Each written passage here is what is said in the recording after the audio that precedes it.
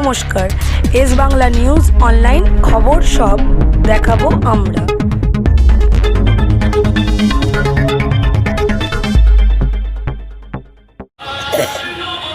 2026-এ নির্বাচন জেতার ব্যাপারে কতটা আশাবাদী?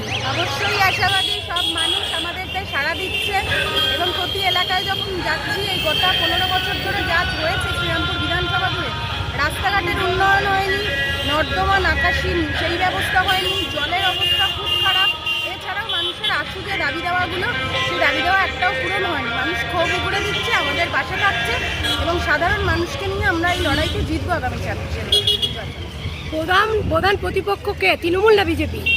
প্রধান প্রতিপক্ষ ওরকমভাবে তো কিছু বলবো না। আমি লড়াইয়ের ময়দানে নামতে নেমেছি। আমার সাথে আছে হেভিওয়েট মানুষ। এই হেভিওয়েট মানুষকে নিয়ে আমার লড়াই। হেভিওয়েট আমরা কেউই নয়, মানুষ হেভিওয়েট।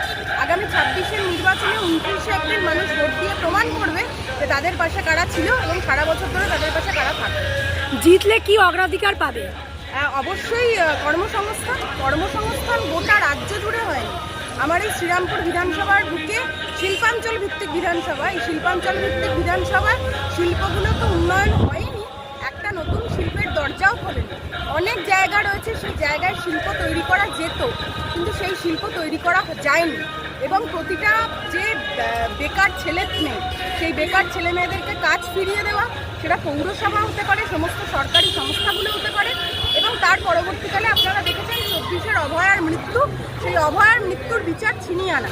গত 14ই আগস্ট 2024-এর রাতে যখন কালো মাথার ভিড় প্রত্যেকটা পাড়ার মোড় প্রমাণ করেছিল যে এই সময়কালে দাঁড়িয়ে অভয়ার মৃত্যুর বিচার ছিনিয়ে আনতে হবে, তাহলে তো সেই মানুষগুলোর পড়ে যাওয়া লড়াই মিথ্যে হয়ে যায়। আর অভয়ার মৃত্যুর বিচার, এটাও আমরা ছিনিয়ে আনবো।